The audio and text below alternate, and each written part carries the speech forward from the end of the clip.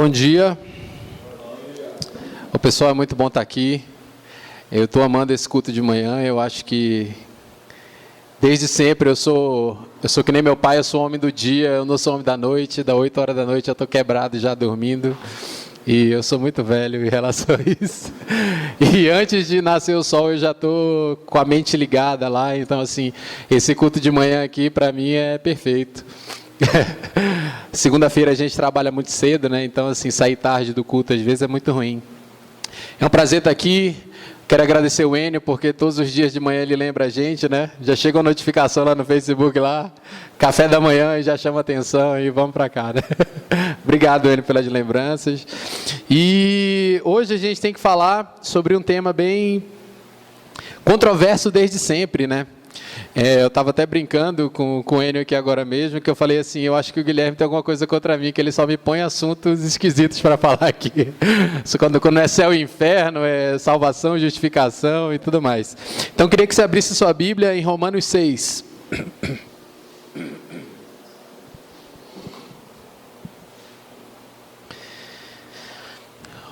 Romanos 6, e a gente vai ler bastante, então se você puder deixar aberta aí sua Bíblia, ou já engatilhado aí, destravado seu celular, a gente vai consultar bastante aí a Bíblia. Todos abriram? Beleza, então vamos lá. Diz assim a palavra do Senhor: que diremos, pois? Permaneceremos no pecado para que abunde a graça? De modo nenhum. Nós que já morremos para o pecado, como viveremos ainda nele? Ou porventura, ignorai que todos quanto fomos batizados em Cristo Jesus, fomos batizados na sua morte. Fomos, pois, sepultados com ele pelo batismo na morte, para que, como Cristo foi ressuscitado dentre os mortos pela glória do Pai, assim andemos nós também em novidade de vida. Porque se temos sido unidos a ele na semelhança de sua morte, certamente também o seremos na semelhança de sua ressurreição. Sabendo isto, que o nosso velho homem foi crucificado com ele para que o corpo do pecado fosse desfeito, a fim de não servirmos mais ao pecado. Pois quem está morto está justificado do pecado. Ora, se já morremos com Cristo, cremos também que com ele viveremos, sabendo que, tendo Cristo ressurgido dentre os mortos, já não morre mais. A morte não tem mais domínio sobre ele. Pois quanto a ter morrido, de uma vez por todas morreu para o pecado, mas quanto a viver, vive para Deus. Assim também vós considerai-vos como mortos para o pecado, mas vivos para Deus em Cristo Jesus. Não reine, portanto, o pecado em vosso corpo mortal, para obedecerdes às vossas concupiscências. Nem tampouco apresentei os membros ao pecado como instrumentos de iniquidade, mas apresentai-vos a Deus como vivos dentre os mortos, e os membros de Deus como instrumentos de justiça. Pois o pecado não terá domínio sobre vós, porquanto não estáis mais debaixo da lei, mas debaixo da graça. Até aí. Pessoal, eu não sei se, quando vocês leem aqui Romanos, ele vai falando está falando de um diálogo onde Paulo está ministrando aí na vida de várias pessoas que estão perto dele. Ele começa a falar sobre justificação, santidade, pecado e batismo. Aí do capítulo 5 até o capítulo 8, você vê aí um diálogo com algumas pessoas. Então, no comecinho do capítulo 6, ele começa dizendo assim: que diremos, pois? Permaneceremos no pecado para que abunde a graça? Então, assim, isso aí eu imagino alguém, não é ele falando, é alguém perguntando para ele, ou alguma pergunta que já foi feita para ele há um tempo atrás, né? Porque é sempre confuso isso, e sempre quando você vai debater com alguém, as pessoas dizem, que está na lei, agora está na graça, a gente pode pecar, a gente é salvo pela graça, então todo mundo pode pecar. E ele começa a falar bem sobre isso aqui. E ele é bem enfático no versículo 2 aqui, quando ele diz assim: de modo nenhum, nós que já morremos para o pecado, Como viveremos ainda nele? Então, ele responde essa pergunta de forma criteriosa. Para ele aqui é inconcebível, é inaceitável nesse momento aqui, alguém que já foi regenerado, alguém que já foi justificado, permaneça na prática do pecado.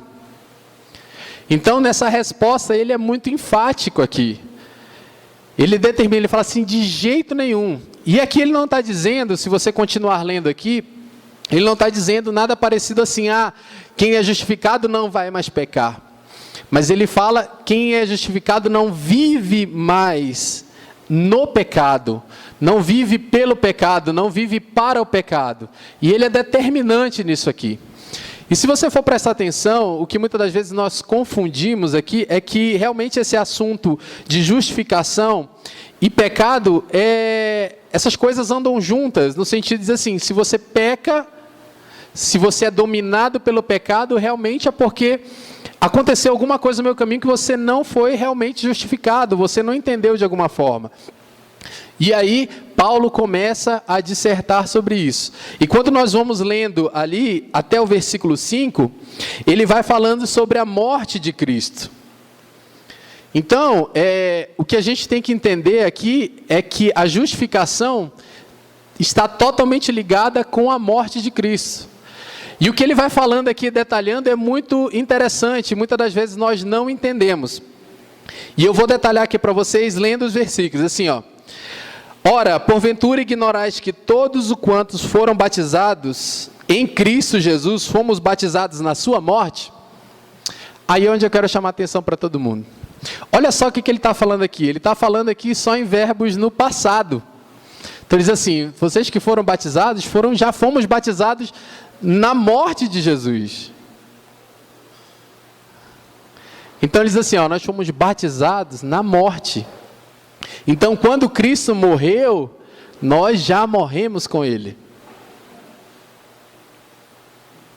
E quando Cristo ressurgiu, nós ressurgimos com Ele. Dá para vocês entenderem isso aqui? Esse detalhe bem criterioso aqui? Então ele está falando assim, o batismo realmente é um simbolismo daquilo que aconteceu na cruz. Quando o velho homem, que ele vai falar aqui mais para frente aqui, quando o velho homem encontrou o novo homem, quando o velho Adão encontra o novo Adão na cruz, os dois morrem e ressurge um só, justificado. Certo? Então vamos lá. Fomos no versículo 3. No versículo 4, fomos, pois, sepultados com ele pelo batismo na sua morte, para que, como Cristo foi ressuscitado dentre os mortos, pela glória do Pai, assim andemos nós também em novidade de vida. Pronto. Cristo morreu e quando ele ressurgiu, o que nós entendemos ali? É que ele ressurgiu num corpo glorificado. Né? Quando a gente vai ler ali sobre todos os discípulos quando encontraram Jesus depois ali, ele ressurgiu um pouco diferente do que ele era. Por isso que os discípulos ali creram e não creram que era ele, tiveram que tocar e tiveram que andar, porque realmente ali ele estava num corpo glorificado, totalmente justificado. E assim é que Deus nos chama para entendermos o batismo. Quando nós ressurgimos com Cristo no batismo, ou quando Cristo ressurgiu, nós fomos ressurretos com Ele para vivermos em novidade de vida. E o que seria a novidade de vida? E o que seria essa novidade de vida? É nós entendermos que a partir do momento em que nós somos justificados, nós temos uma nova mentalidade, e Paulo vai falar isso lá mais para frente. Nós temos um novo estilo de pensar, um novo estilo de agir. Nós não somos dominados mais pelo pecado, pela concupiscência carnal que nós tínhamos, onde o corpo falava: peca, faz isso, as nossas vontades não são mais nossas, mas as nossas vontades são as vontades de Deus. Dá para entender isso legal? Então, assim, se a gente detalhar esse capítulo aqui de 6, 7 e 8, vocês vão ver o quanto isso é importante para a nossa vida cristã. E o que nós temos que entender detalhadamente aqui também é o seguinte, é que o processo de santificação e de santidade da nossa vida, de separação, ele começa a partir da justificação pela graça. Certo? Então, veja só, o que nós não podemos pensar e nós temos que tirar isso da nossa cabeça é que essa santificação, essa novidade de vida, essa separação, essa pureza que nós temos, ela não é encaixada em passos, em moldes. Ninguém vai te dizer como te santificar. Ah, agora eu sou santo, beleza, então você vai pegar essa cartilha aqui e vai seguir esse passo. Você não vai mais ouvir música do mundo, você não vai mais falar palavrão, você não vai mais fazer tatuagem, você não vai mais beber, você não vai mais fumar. Aí você está sendo santo, aí você não está pecando contra Deus. Não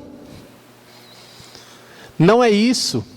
A santidade que nós temos buscado tem que ser a santidade que é vinda do Pai para nós. Ela não pode ser encaixada em moldes, rotulada em passos a passos. 7 passos para uma vida vitoriosa. 7 passos para a santidade. 7 passos para fugir do pecado. Isso funciona com a pessoa que está ministrando. Isso funciona com o Marcelão, mas não funciona comigo. Funciona com alguém, mas não funciona com outro. Não tem como nós rotularmos essas coisas. Por quê? Porque a novidade de vida e a santificação da nossa vida, ela não é instantânea. Você entende isso? A justificação foi instantânea, mas a santificação ela não é instantânea. Ela é criada e gerada mediante uma série de exercícios espirituais que nós temos que fazer diariamente. Você entende isso? E essa santificação, ela não é minha para com Deus. Ela é de Deus para mim. E a única coisa que Deus quer de mim é que eu queira essa santidade. Porque eu não posso fazer nada para ser santificado. Deus é que nos santifica mediante a justificação pela graça. Então, nós temos que descobrir as rotinas espirituais que nós temos que fazer para chegarmos até o momento em que nós podemos dizer assim, não, realmente, Deus, eu entendi isso. E Deus vai nos guiar, Deus vai nos conduzir em uma novidade de vida. Não é mais o pecado que nos conduz, não é mais as tendências da nossa carne, e sim, Deus nos guiando em tudo o que fazemos. Por quê? Pela proximidade que temos com Ele, Ele automaticamente vai nos conduzir naquilo que é mais certo e o que é errado. Vocês entenderam a complexidade desse Romanos 6 aqui? Vamos indo aqui. No versículo 5. Porque se temos sido unidos a Ele em semelhança da sua morte, certamente também seremos em semelhança de sua ressurreição. Versículo 6, olha aqui, ó. Sabendo isso, que o nosso homem velho foi crucificado com Ele, para que do pecado fosse desfeito, a fim de não mais servirmos ao pecado. Então o que eu quero que a gente entenda aqui, justificação ocorreu. Fomos batizados e cremos que nós fomos ressurretos com Cristo, nessa justificação também, do novo homem. E ele fala assim, ó, saiba, ele fala assim, sabendo isso. Então ele diz assim, entenda, saiba. E mais tarde você vai ver aqui, ó, e ele vai fazer assim, você tem que saber e depois você tem que considerar isso. Certo? Vamos lendo aí. Pois quem está morto está justificado do pecado. Então o que a gente tem que saber, gente? É isso. Ah, você nunca mais vai pecar? Não. Ah, eu vou ser o santo, imaculado, bababá? Não. Mas o que nós temos que saber é que nós já morremos. nós não vamos morrer. Nós morremos com Cristo. E o batismo é esse simbolismo. É a morte do velho homem, do homem velho, como ele cita aqui, né? E o nascimento com Cristo do novo homem. Certo? Vamos lá. No versículo 10 diz assim: pois quanto a ter morrido de uma vez por todas, morreu para o pecado, mas o quanto viver, vive para Deus. Assim também vós considerai-vos como mortos para o pecado, mas vivos para Deus. Então, o considerar é você realmente levar em conta, você acreditar. E às vezes é até a gente forçar uma palavra que é muito usada de forma errônea, né? Tomar posse disso aqui que você está falando, disso que a Bíblia está falando, do que Paulo está falando, né? Você tem que tomar posse aqui. Não, eu considero, eu estou morto mesmo para o pecado não me domina mais. Eu tenho que crer, eu tenho que levar em conta, eu tenho que considerar isso. Você tem que saber, a partir do momento que você sabe, você considera aquilo como verdade. E eu acho que essa é a maior dificuldade da gente, porque muitas das vezes a gente nessa rotina, a gente se perde, e a gente acha realmente que muitas das vezes o pecado não tem que nos causar indignação. Ah não, pecado, todo mundo peca. E muitas das vezes nós perdemos essa seriedade com que Paulo fala ali no versículo 2, que ele fala assim: de forma nenhuma podemos viver mais no pecado. Ah, já fomos salvos, seu pecado, Deus me perdoa. Quando eu estiver morrendo, eu faço uma oração e está tudo certo, pela graça de Deus. Não. É justamente pela seriedade da graça que nós não podemos acreditar mais nisso. Nós temos realmente que tomarmos uma posição e considerarmos nós como nova criatura. Não ter mais uma mente ultrapassada de que eu peco mesmo, todo mundo peca e está tudo certo, e a gente vive em comunidade, e vamos confessar uns aos outros, mas eu peco e está tudo bem. Se eu pedir perdão, está tudo bem. Não. É indignação de que se nós pecarmos, nós vamos nos sentir tão ruins, a ponto de chegar a Deus, e Deus me perdoa, e realmente procurarmos um arrependimento genuíno, um arrependimento necessário, e dizer: Deus, aconteceu dessa vez, mas eu sou guiado por Ti, não é por esse sentimento que me leva a fazer isso. Amém? Vamos lá então. No versículo 12, ele continua: não reine, portanto, o pecado em vosso corpo mortal, para obedecer às suas concupiscências.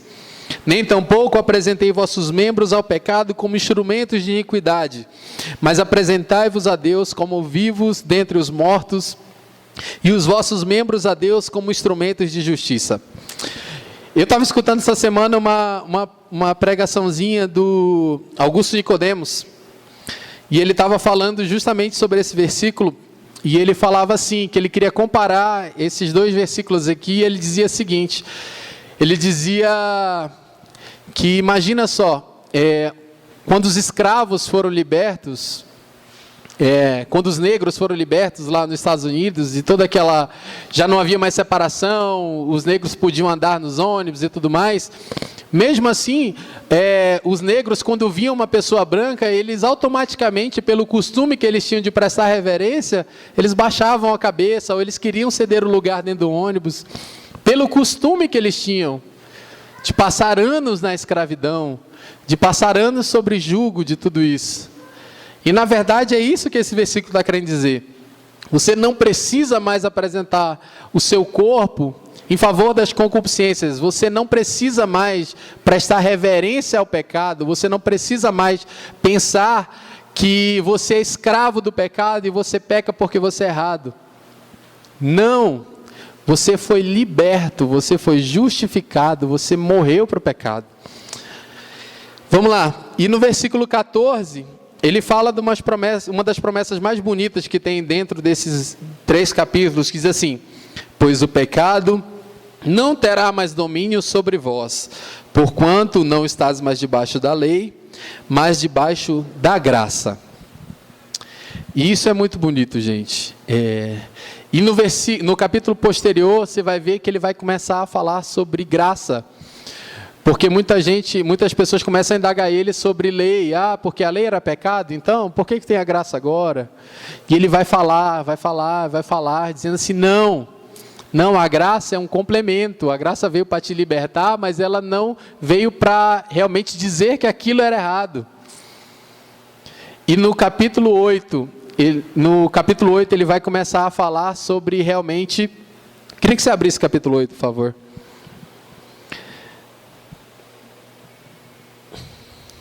No capítulo 8, ele já começa a falar não só do batismo de morte, mas ele já coloca dentro de tudo isso o batismo no Espírito Santo, ou o batismo do Espírito Santo, que é um complemento do batismo, né?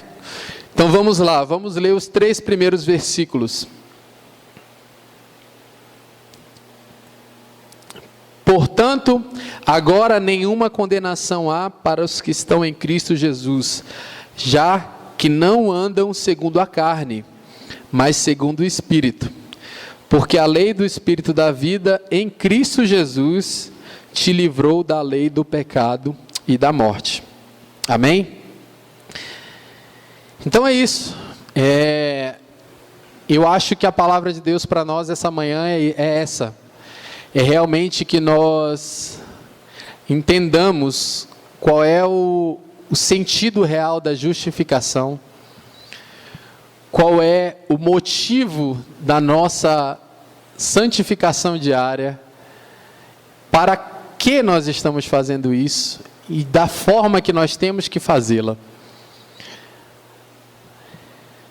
E eu acho que esse primeiro versículo aqui de Romanos, o primeiro versículo do capítulo 8, ele é muito taxativo nisso. É para que nós entendamos realmente que não há condenação mais para nós. Não há condenação. Quando nós entendemos essa novidade de vida, e essa vida nova, e nós começamos a nos unir a Cristo realmente, para que Ele seja realmente o cabeça, e nós entendamos que Ele vai nos conduzir a partir desse momento, e não é mais o pecado, não é mais a nossa natureza humana, que veio desde sempre, que vai nos conduzir, não é mais as nossas vontades, mas sim as vontades de Deus, é que nós conseguimos realmente, ao longo de uma vida inteira, nos livrar do velho homem e nos tornarmos realmente dignos e nos tornarmos realmente incondenáveis perante Cristo. Amém? Eu queria que você ficasse de pé nesse momento e que nós fizéssemos uma oração.